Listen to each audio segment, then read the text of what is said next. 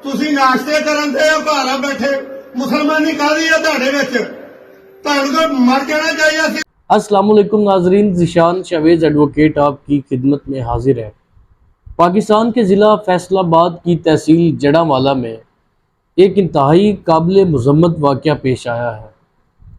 सबसे पहले तो एक मसीह आदमी जिसका नाम सलीम मसीह है, उसने कुरान मजीद की गुस्ताखी की है। और दूसरा जो वाक़या है वो ये है कि उस एक शख्स की वजह से जड़ांवाला में जितनी भी मसीह बरादरी है उनके साथ नारवा सलूक किया जा रहा है। उनके घर जलाए जा रहे हैं, उनके चर्चेस जलाए जा रहे हैं और जितना भी हो सकता है उन पर जुल्म सितम किया जा रहा है। अब तक की इत्तलात के मुताबिक उनके 8 चर्चेस को जला दिया गया है, उनको निशाना बनाया गया है, उनको तोड़ा गया है, सलीबें तोड़ी गई हैं, उनके घरों को जलाया जा रहा है, उनकी अमलाक को नुकसान पहुंचाया जा रहा है, हत्ता कि उनकी हर चीज़ के साथ ही बुरा सलूक किया जा रहा है। जड़ांवाला के हालात इतने संगीन हो चुके हैं कि वहाँ रेंजर्स को भी बुला लिया गया है। क्रिश्चियन कम्युनिटी जो है वो अपने घरों से भी नहीं निकल सकती और जड़ांवाला के अलावा बाकी शहरों में भी मसीह बरादरी खौफ का शिकार है। अच्छा, पहली बात तो ये कि अभी तक कंफर्म नहीं हुआ कि उसने तौहीन की है या नहीं की है,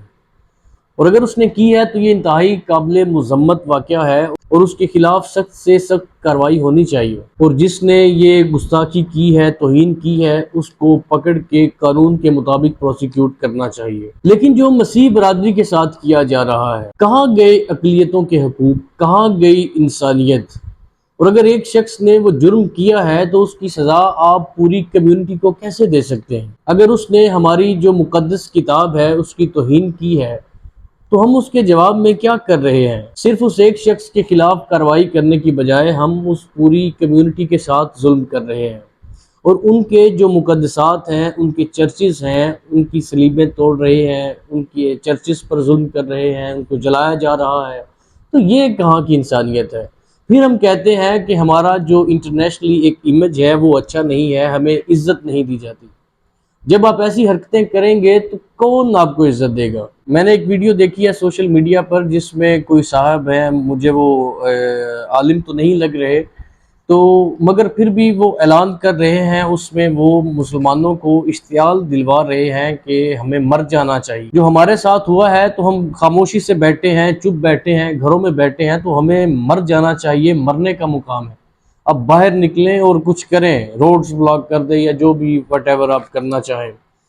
तो क्लियरली उसने ये तो नहीं कहा कि आप उनके जो चर्चेस हैं उनको जलाएं, मगर जब आप इस तरह का इश्तियाल दिलवाते हैं, और फिर जो मज़हब है, मज़हब हर शख्स का बहुत एक जज्बाती रिश्ता होता है। जब आप मज़हब के बारे में ऐसा इश्तियाल दिलवाएंगे तो फिर लोग आपकी नहीं सुनेंगे, फिर उनके जो दिल में आएगा वो करेंगे। लेकिन जो बेस है, जो स्टार्ट आपने लिया है, उस सारे कार्रवाई का जो जिम्मेदार है वो वही शख्स है जिसने वो इश्तियाल दिलवाया है। ये हमारी सोसाइटी को क्या हो गया है? हम किस तरफ जा रहे हैं? हमारा जो इस्लाम है वो इतना एक्सट्रीमिज़म नहीं सिखाता। मुझे नहीं ये समझ आ रही कि हम कौन से इस्लाम को फॉलो कर रहे हैं। तो आप जब उनके मुक़द्दसात की तौहीन करेंगे, उनको जलाएंगे, तो फिर आप कैसे एक्सपेक्ट करेंगे कि वो आपके मुक़द्दसात की इज़्ज़त करेंगे, एहतराम करेंगे? अच्छा, एक जो सबसे बड़ी जो काबिल गौर और काबिल अफसोस बात है वो ये है कि अगर आपने चर्चेस जलाए हैं तो चर्चेस में बाइबल नहीं होती क्या? और बाइबल क्या है? बेशक उसमें तरमीम हुई हैं हमारे मुताबिक, वो तो खैर नहीं, जो क्रिश्चियंस हैं वो तो नहीं मानते कि उसमें तरमीम हुई है। हमारे मुताबिक, इस्लाम के मुताबिक, कुरान के मुताबिक बाइबल में तरमीम हुई है। इसका मतलब ये नहीं है कि ये पूरी की पूरी बाइबल ही वो ख़त्म हो चुकी है। अगर ये पूरी की पूरी बाइबल नहीं है और इसमें पूरी तरह ही इसमें तरमीम हो चुकी हैं तो असल बाइबल फिर कहाँ है? तो इसका मतलब ये है कि इसमें कुछ तरमीम हुई हैं।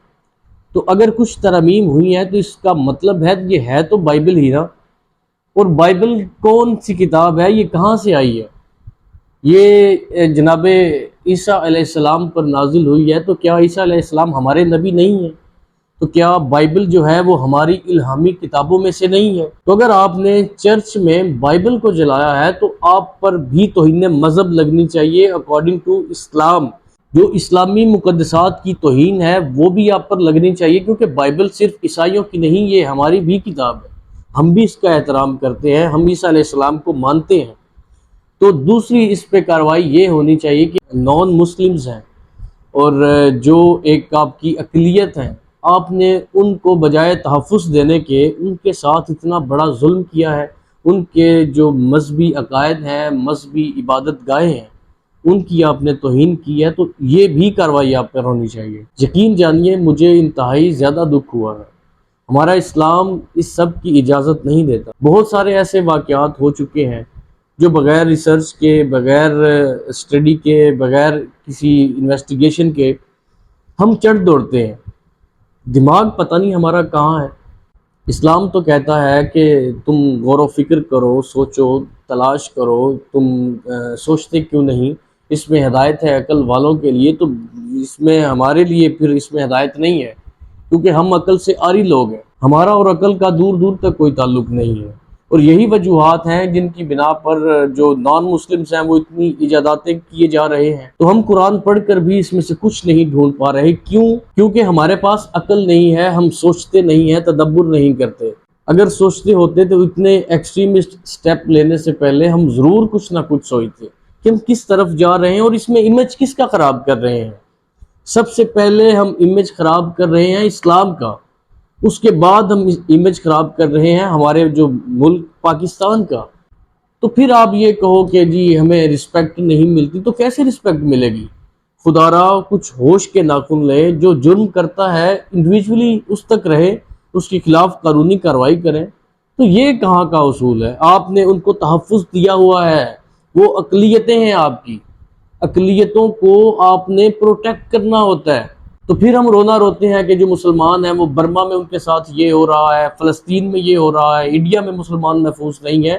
تو پھر یہ سب ہی ہوگا جب آپ اپنے ملک میں اقلیتوں کو پروٹیکٹ نہیں کرتے، تو پھر یہ بھی بھول جائیں کہ دوسرے لوگ جو ہیں وہ آپ کو پروٹیکٹ کریں گے۔ تو میری آپ سب سے یہ ریکویسٹ ہے کہ خدا را عقل کا استعمال کریں، ہوش کریں، جو جرم کرتا ہے اس کو سزا ضرور ہونی چاہیے قانون کے مطابق، لیکن جو لوگ بے قصور ہیں ان کے ساتھ ایسا سلوک ہرگز نہیں ہونا چاہیے۔ اللہ پاک ہم سب کو ہدایت دے۔